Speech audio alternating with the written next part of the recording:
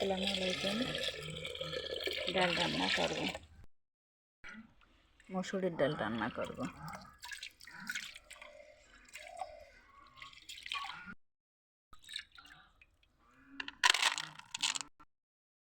ঝাল, জিরে, তেজপাতা, পেঁয়াজ, রসুন দিয়ে দিছি।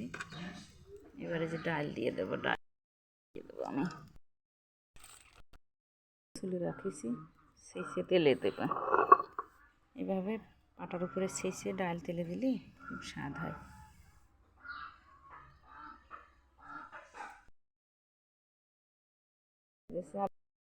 ভাতের গুলো সেচে নিই। পেঁয়াজ রসুনগুলো ছেঁচা হয়ে গেছে, এবার তেলে দিয়ে দেবো।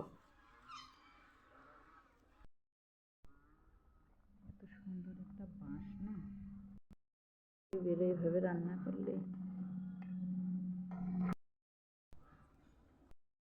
প্রায় সিদ্ধ হয়ে গিয়েছে। গাছ পাকা কলা, আমাদের নিজেদের গাছের গাছ পাকা কলায়, নিজের হাতে লাগানো গাছ। গাছের পাকা ফল খাওয়া কি যে স্বাদ! আলহামদুলিল্লাহ, সেই স্বাদ।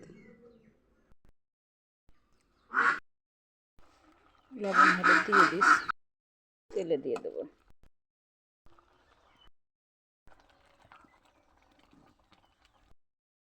প্রায় হয়ে গেছে, এখন তেলে দেবো।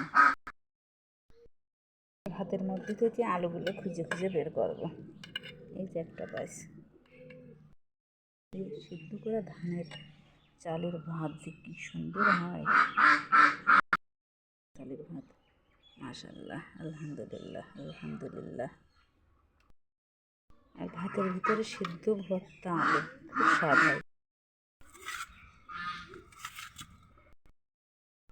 আলু ভর্তার জন্য ঝালগুলো রেডি করিস, ঝাল ভাজবো এখন।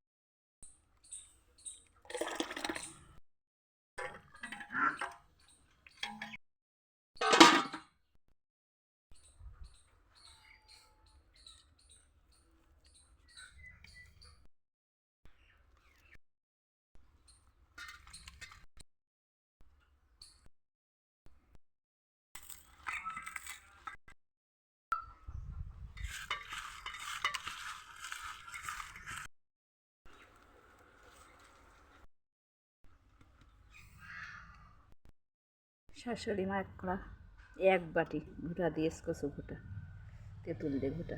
বিসমিল্লাহ, আলহামদুলিল্লাহ, অনেক স্বাদ হয়েছে।